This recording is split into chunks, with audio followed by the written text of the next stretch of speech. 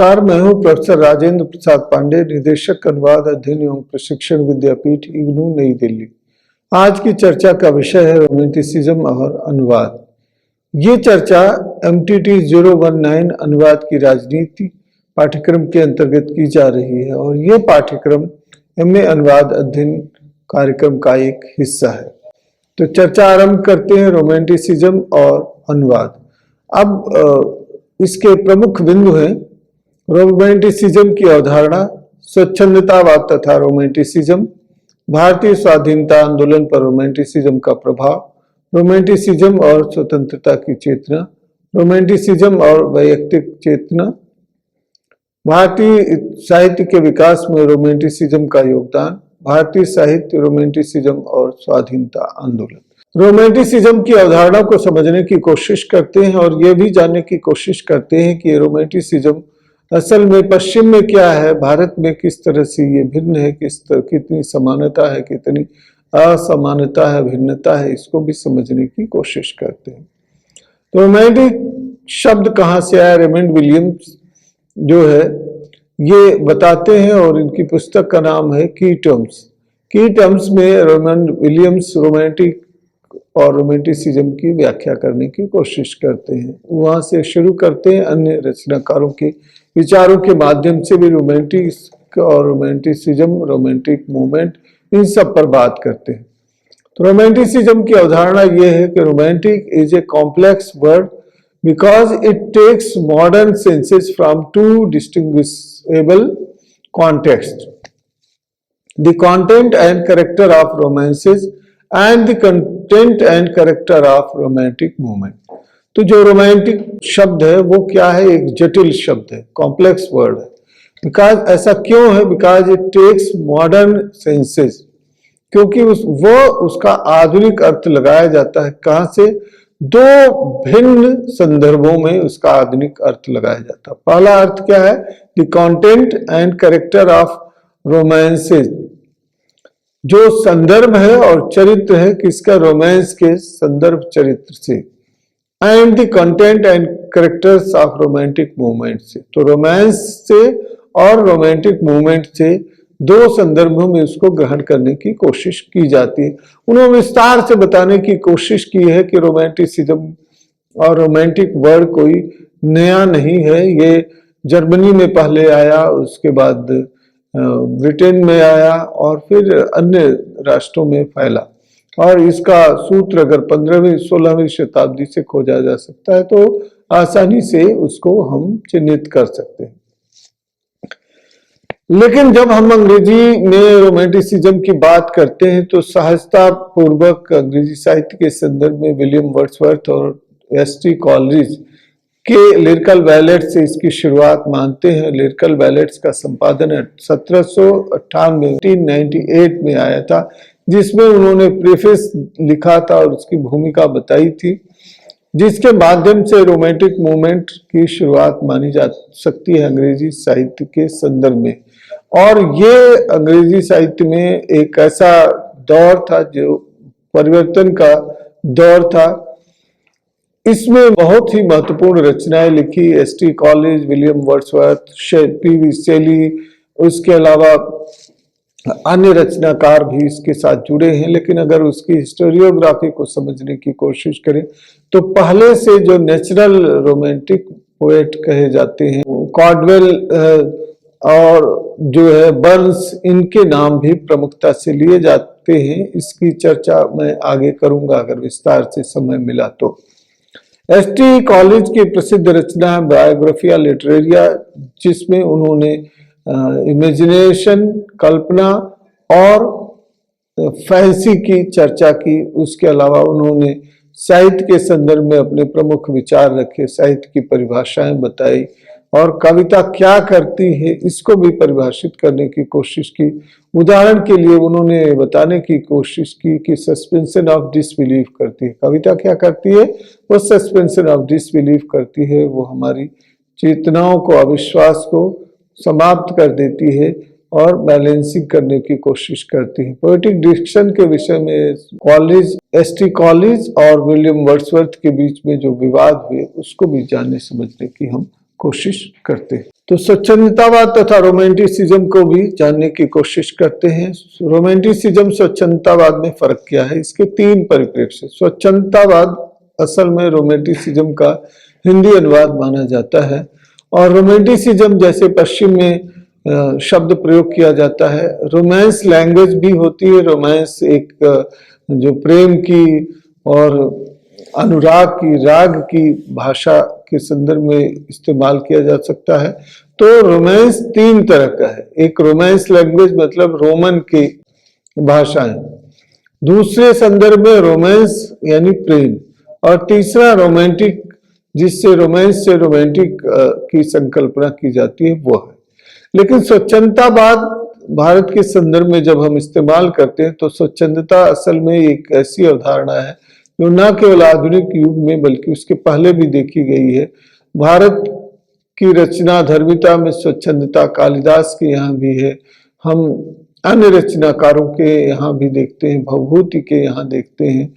इसके अतिरिक्त हम अन्य जो कालिदास भवभूति ही नहीं बल्कि वो चेतना हम बाणभट्ट के यहाँ भी देखते हैं। तो हमारे रचनाकारों में रोमांटिसिज्म कोई नई बात नहीं है, स्वच्छंदता की चेतना थी, लेकिन जिस अर्थ में रोमांटिसिज्म को हम ग्रहण करते हैं वो असल में एक नई अवधारणा है। और पश्चिम में जैसे मैंने बताया 1798 यानी 18वीं शताब्दी के अंत से जिसकी शुरुआत होती है, तो 19वीं शताब्दी में वो प्रमुखता से अंग्रेजी साहित्य के इतिहास में अपना प्रमुख स्थान बनाया और अपनी उपस्थिति दर्ज की। इस दृष्टि से रेखांकित करने योग्य है। दूसरा ये कि भारत का जो स्वच्छंदतावाद है वो असल में अगर आधुनिक संदर्भ में देखा जाए तो वो स्वतंत्रता संग्राम से जुड़ा हुआ, भारत की स्वाधीनता चेतना से जुड़ा हुआ स्वच्छंदतावाद है। इस दृष्टि से वो मॉडर्निस्ट मूवमेंट है, आधुनिकतावादी आंदोलन है। जबकि अंग्रेजी साहित्य के इतिहास में देखें तो रोमांटिसिज्म मॉडर्निस्ट मूवमेंट नहीं था, आधुनिकता के पहले की स्थिति है। यानी हम 20वीं शताब्दी में स्वच्छंदतावादी प्रवृत्ति की बात करते हैं भारत के संदर्भ में, और वहां 18वीं शताब्दी के अंत यानी 19वीं शताब्दी में प्रमुखता से ये फैला हुआ और जाना गया लोकप्रिय हुआ आंदोलन है। तो ये प्रमुख अंतर है कि वो एक तरह से कुल मिलाकर के प्री मॉडर्न मूवमेंट है, और जबकि स्वच्छंदतावाद हमारे यहाँ मॉडर्न मूवमेंट है, मॉडर्निस्ट मूवमेंट है। और अगर हम कहें तो स्वतंत्रता जो आधुनिकता के पूर्व की स्थिति है वहाँ कविता के क्षेत्र में, क्योंकि जो पहला प्रमुख आधुनिक अंग्रेजी कवि है वो टी.एस. एलियट माना जाता है। टी.एस. एलियट के विचार रोमांटिसिज्म से पूरी तरह से अलग है। तो रोमांटिसिज्म एक तरह से एंटी मॉडर्न व्यू भी माना जा सकता है। उसमें कई उसके उदाहरण है, उस ब्यौरे में साहित्यिक दृष्टि से ये चर्चा नहीं हो रही, इसलिए उस ब्यौरे में नहीं जाएंगे, लेकिन कुछ प्रमुख बिंदुओं पर चर्चा करना जरूरी है। रोमांटिसिज्म तथा स्वच्छंदतावाद का तुलनात्मक अगर अध्ययन हम करें तो प्रमुख अंतर ये है कि हमारा जो रोमांटिक मूवमेंट है वह स्वाधीनता आंदोलन से जुड़ा हुआ है। इसमें freedom, liberty, individual freedom, right to expression, ये उसके प्रमुख बिंदु रहे। वैयक्तिकता, स्वतंत्र चेतना, मुक्ति की कामना और समानता, सहजता, परस्पर संवाद, साहचर्य, ये इसके प्रमुख ध्येय रहे हैं। चाहे वो हिंदी साहित्य का आंदोलन इतिहास देखें तो छायावादी रचना हो या बांग्ला की रचनाएं हो, टैगोर के रचना धर्मिता के साथ जुड़ा हुआ तत्व हो, या दूसरी भारतीय भाषाओं में अगर आप देखने की कोशिश करें तो रोमांटिसिज्म कहीं न कहीं एक मूवमेंट के रूप में उभर करके आया है। और न केवल ये पोएटिक मूवमेंट है बल्कि ये लिटरेरी मूवमेंट के साथ साथ ये पॉलिटिकल और सोशल पर्सपेक्टिव से जुड़ा हुआ भी मूवमेंट है। इस दृष्टि से देखें तो ये अंतर दिखाई देता है।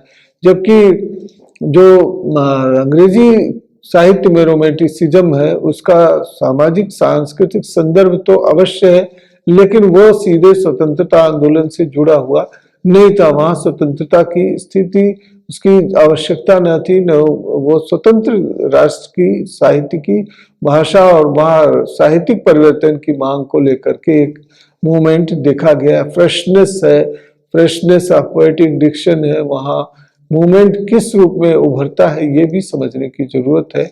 लेकिन वो लिटरेरी पर्सपेक्टिव तक ही कन्फाइंड था, सीमित था। इस संदर्भ में भी जानने की, समझने की कोशिश करनी चाहिए।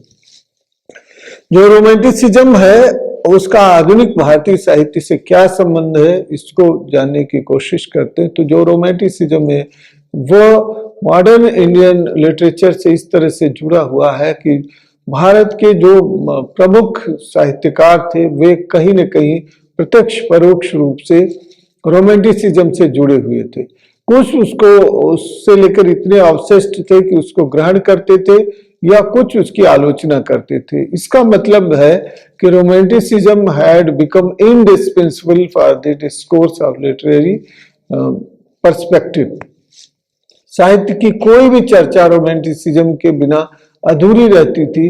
जो साहित्यकार रोमांटिसिज्म को पसंद करते थे वो उसके समर्थन में आते थे और कुछ उसकी आलोचना करते थे। भारत के संदर्भ में देखें, विशेष तौर से हिंदी साहित्य की बात करें, अन्य साहित्यों में भी यह दिखाई देता है। तो रामचंद्र शुक्ल रोमांटिसिज्म के विरोधी हैं, लेकिन कुल मिलाकर के उनकी जो रचना धर्मिता है उसी के इर्द गिर्द घूमती है। कभी वो प्रो रोमांटिक होने की कोशिश करते हैं, कभी एंटी रोमांटिक होने की कोशिश करते हैं। उसी चक्रव्यूह में उनका रचना संसार आगे बढ़ता है। इसी तरह से बांग्ला साहित्य की बात करें तो टैगोर के इर्द गिर्द ही रचना और आलोचना होती है। कोई भी ऐसा व्यक्ति नहीं है pro Tagore, anti Tagore, critiquing Tagore, receiving Tagore, appropriating Tagore, अगर इस संदर्भ में बात करें तो वो देखा गया है। इसके साथ साथ अन्य रचना क्षेत्रों में भी ये विशेषता देखी गई है।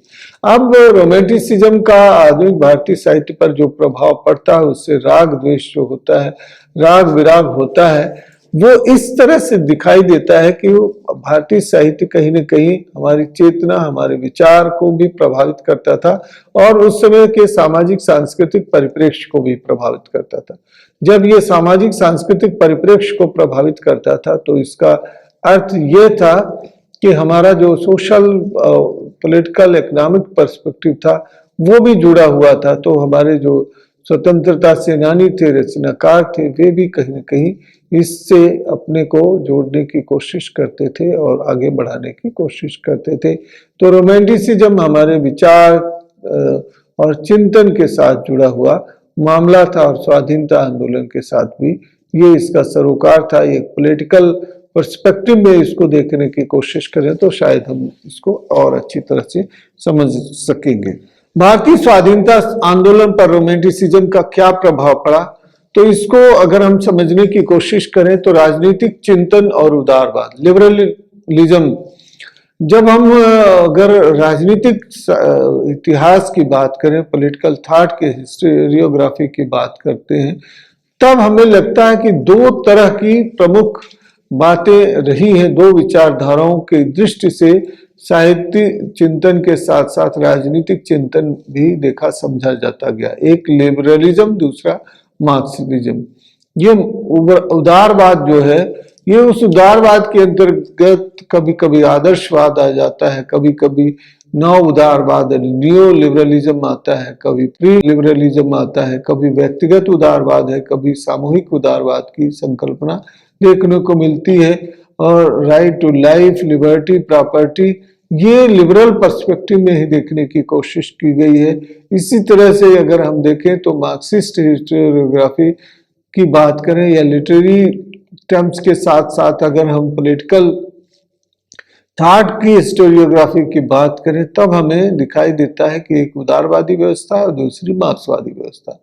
रोमांटिसिज्म का सीधा प्रभाव उदारवादी व्यवस्था से देखा जा सकता है और रोमांटिसिज्म अपना आधार पाश्चात्य चिंतन के अनुसार कहाँ से जोड़ता है, उसका प्रमुख आधार जो फ्रांसीसी क्रांति है जिसमें लिबर्टी, इक्वलिटी और फ्रेटर्निटी की बात की जाती है, यानी स्वतंत्रता, उसके अलावा समानता और बंधुत्व, ये तीन प्रमुख उसके नारे थे जिसके आधार पर रूसी क्रांति हुई, और उसके जो सूत्रधार थे वे रूसो थे। और रूसो की जब हम बात करते हैं तो रूसो एक तरह से आधुनिकता के सूत्रधार भी है। उनके यहाँ जो उनका जनरल विल, सामान्य इच्छा की जो उनकी अवधारणा है, वो एक तरह से शासन को पूर्ण अधिकार भी देने के लिए मानी जाती है, दूसरी स्वतंत्रता उदारता की भी पक्षधर मानी जाती है। तो ये चेतना कैसे आगे बढ़ती है, इसको समझने जानने की कोशिश करनी चाहिए। तो उदारवाद से ही प्रमुख तत्व ग्रहण करके रोमांटिसिज्म आगे बढ़ा है, और उस रोमांटिक मूवमेंट में व्यक्तिगत स्वतंत्रता और व्यक्तिगत इच्छा, व्यक्तिगत अभिरुचि, आध्यात्मिकता की प्रवृत्ति, चेतना, समानता, ये सारे बिंदु उसमें दिखाई देते हैं। बिंबवाद, पर्सनिफिकेशन, ये जो बिंब उसमें उभरते हैं और अलंकार उभरते हैं, वे असल में व्यक्ति कामी चेतना से जुड़े हुए हैं। तो रोमांटिसिज्म इस उदारवाद की इसी अवधारणा पर आधारित है। राज्य तथा व्यक्ति के, राज्य और समाज के बीच जो द्वंद्व है, उसमें व्यक्ति और व्यक्तिगत चेतना, व्यक्तिगत हित के पक्ष में जो विचार उभर करके आता है, वो उदारवाद के साथ जुड़ा हुआ होता है।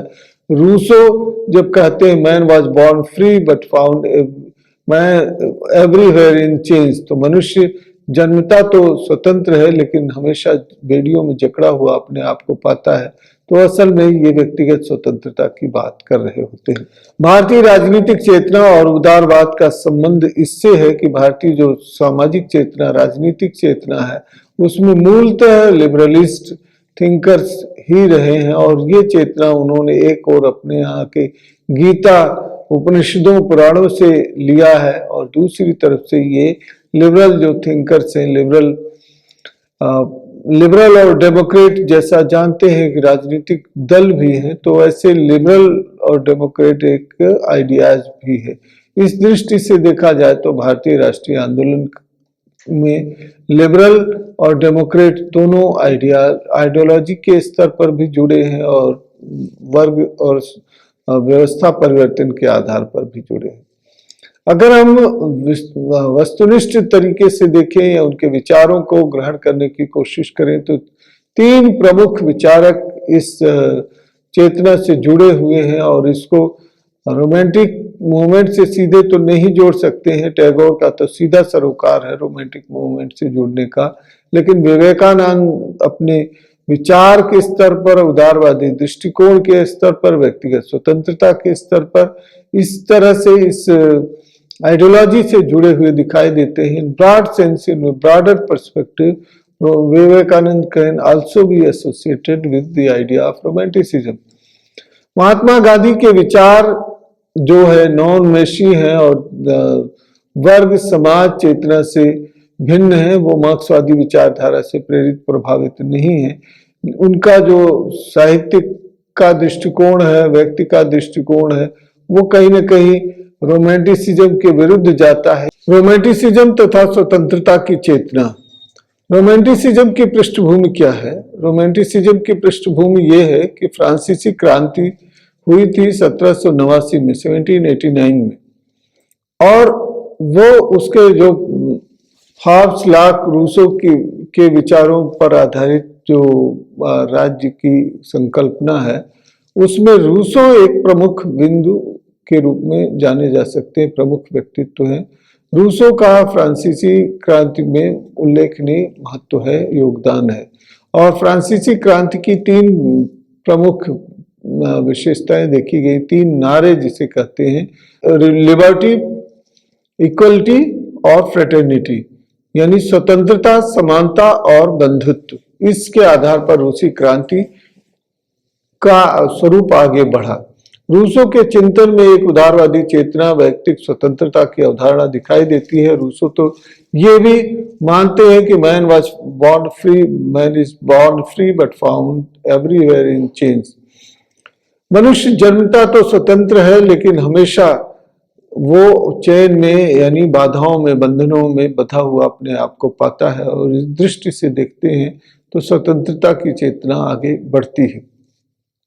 अंग्रेजी कविता में रोमांटिसिज्म किस तरह से प्रभाव ग्रहण करता है, इसके परिप्रेक्ष्य में हम जानने की कोशिश करें तो जैसा जानते हैं कि रोमांटिसिज्म का प्रभाव देखा गया है और वो वर्ड्सवर्थ कॉलेज के साथ शुरू माना जाता है एक आंदोलन के रूप में, लेकिन जो प्री रोमांटिक मूवमेंट है वो भी समझने की जरूरत है, जिसमें बर्न्स, काउपर और इन लोगों को भी जोड़ करके अगर देखें तो जो स्वाभाविक स्वच्छंदतावाद, नेचुरल रोमांटिसिज्म की बात जिसे रामचंद्र शुक्ल कहते हैं वो दिखाई देता है।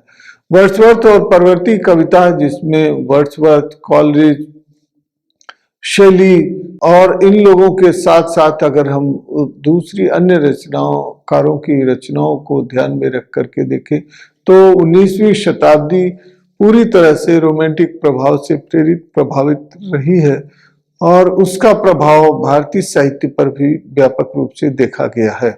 हम देखते हैं कि रोमांटिसिज्म और वैयक्तिक चेतना किस रूप में दिखाई देती है तो उसका स्पष्ट प्रमाण विलियम वर्ड्सवर्थ कविता की परिभाषा बताते हुए कहते हैं कि poetry is spontaneous overflow of powerful feelings and emotions recollected in tranquillity, it is an expression of personality.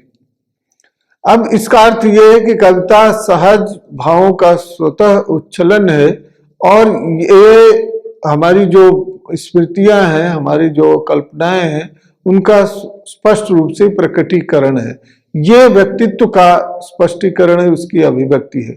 लेकिन कविता की इस परिभाषा से टी.एस. एलियट प्रेरित प्रभावित नहीं है, बल्कि इसके विपरीत वे कविता की परिभाषा बताते और इससे भी स्पष्ट हो जाता है कि वे कितने एंटी रोमांटिक है और मूलतः वो व्यक्ति चेतना को कविता के साथ कैसे दूसरे ढंग से जोड़ने की कोशिश करते हैं। तो एलियट की जो कविता की परिभाषा है वो बताती है कि poetry is not a turning loose of emotions but an escape from emotions. उसमें भावनाओं की अभिव्यक्ति नहीं होती, भावनाओं से पलायन होता है। It is not an expression of personality but an escape from personality. ये कवि के व्यक्तित्व की अभिव्यक्ति नहीं है बल्कि उससे विचलन है। ये टी.एस. एलियट की अवधारणा है। वैयक्तिक चेतना, पर्सनल जो आइडेंटिटी है वो कैसे रोमांटिक कविता में दिखाई देती है उसको समझने की कोशिश करनी चाहिए। इंडिविजुअल आइडेंटिटी जैसे पर्सनिफिकेशन, एक व्यक्तिकरण, मानवीकरण जो है वो एक अलंकार बन करके आता है। व्यक्तिगत चेतना, मैं की जो अभिव्यक्ति है वो दिखाई देती है। आरंभिक उदारवाद, परवर्ती उदारवाद और राजनीतिक चिंतन जिसमें हम ग्रीन से, रूसो से, जे.एस. मिल से इसको जोड़ सकते हैं। जे.एस. मिल जो है स्वतंत्रता के जो प्रबल पक्षधर हैं, लेकिन इसके पहले ग्रीन जो लाइफ, लिबर्टी, प्रॉपर्टी तीन बिंदुओं की वकालत करते हैं, तीन प्रकार की स्वतंत्रताओं की बात करते हैं। रूसो जैसे मैंने जिक्र किया कि कैसे वो फ्रांसीसी क्रांति के एक प्रणेता और प्रेरक बनकर के उभरे, तो इससे वैयक्तिक चेतना का सीधा जुड़ाव रोमांटिसिज्म से दिखाई देता है। भारतीय साहित्य के विकास में रोमांटिसिज्म का क्या योगदान होता है, वह स्वच्छंदतावादी स्वरूप क्या है, इसको हम समझने की कोशिश करें तो हिंदी साहित्य का जो छायावाद है रोमांटिक प्रभाव से प्रभावित है। टैगोर की कई रचनाएं हैं जिसमें गीतांजलि तो है ही, अन्य जो रचनाएं हैं उसमें भी इंडिविजुअलिज्म प्रबल मात्रा में दिखाई देता है और इंडिविजुअलिज्म ये रोमांटिसिज्म का प्रभाव है। सोनार बांग्ला की जो उनकी संकल्पना है, ये परिकल्पना टैगोर की चेतना से प्रेरित प्रभावित होती। टैगोर असल में विश्व मानव की जो संकल्पना करते हैं उसके साथ ये जुड़ी हुई संकल्पना है। रामचंद्र शुक्ल रोमांटिक मूवमेंट को कैसे क्रिटिसाइज करते हैं भारत के संदर्भ में, खासतौर से हिंदी में छायावादी कविता के प्रबल विरोधी थे। वो टैगोर पर भी इस तरह की बात करते हैं कि टैगोर बंगाल से होता हुआ जो रोमांटिक मूवमेंट है वो धीरे धीरे हिंदी कविता पर आया, लेकिन वो सहज स्वच्छंदतावाद के प्रशंसक हैं और वे मानते हैं कि जो बर्न है, काउपर है, उनकी रचनाएं वास्तव में सहज स्वच्छंदतावाद की प्रेरक है और हिंदी कविता के सुमित्रानंद पंत से भी उसका जुड़ाव जो देखते हैं उनके यहाँ भी सहज स्वच्छंदतावाद की प्रवृत्ति दिखाई देता है। लेकिन कुल मिलाकर के ये राष्ट्रीय आंदोलन के साथ भी जुड़ी हुई संकल्पना है। भारतीय साहित्य, रोमांटिसिज्म और स्वाधीनता आंदोलन। तो भारतीय साहित्य की जब हम संकल्पना करते हैं तो विभिन्न भाषाओं में रचा गया साहित्य भारतीय साहित्य के अंतर्गत आता है। भारतीय राष्ट्रीय आंदोलन में साहित्य का क्या योगदान होता है, कैसे वो साहित्य अपनी जगह बनाता है, इससे हम जान सकते हैं कि साहित्य का अभिरुचि बहुत थी। पत्रकारिता, साहित्य और राष्ट्रीय आंदोलन ये एक दूसरे के साथ अभिन्न रूप से जुड़े थे, अविच्छेद रूप से जुड़े हुए थे। इस संदर्भ में समझने की जरूरत है। रोमांटिसिज्म, उदारवाद और वैयक्तिक स्वतंत्रता, ये इसके साथ सीधा जुड़ाव है। उदारवाद लिबरलिज्म है, वो किस रूप में सामने आता है, कैसे अभिव्यक्त होता है, इंडिविजुअल आइडेंटिटी की संकल्पना कैसे इसके साथ जुड़ती होती है और लिबरलिज्म कैसे इसका एक अभिन्न अंग बन जाता है, इस दृष्टि से समझने जानने की जरूरत है। राष्ट्रीय आंदोलन का स्वर और स्वच्छंदतावादी प्रवृत्ति असल में एक साथ ऐसे जुड़े हुए हैं कि स्वच्छंदता की प्रेरणा के बिना राष्ट्रीय आंदोलन और मुक्ति की कामना की कल्पना नहीं की जा सकती। स्वच्छंदतावाद, रोमांटिसिज्म और मुक्ति की कल्पना एक दूसरे के साथ परस्पर जुड़े हुए हैं और मुक्ति की कल्पना स्वतंत्रता आंदोलन का प्रमुख स्वर है। इस दृष्टि से इसको समझने की जरूरत है। तो अभी हमने जानने की कोशिश की कि रोमांटिसिज्म का अनुवाद से क्या साहचर्य रहा और विभिन्न स्तरों पर जो प्रचुर मात्रा में रचनाएं अनुदित होती गई, हिंदी से भारतीय भाषाओं से विदेशी भाषाओं में और विशेष रूप से विदेशी भाषाओं से भारतीय भाषाओं में और हिंदी में जो अनुवाद हुए वो विशेष प्रेरणा और रोचक अध्ययन के विषय बनते हैं।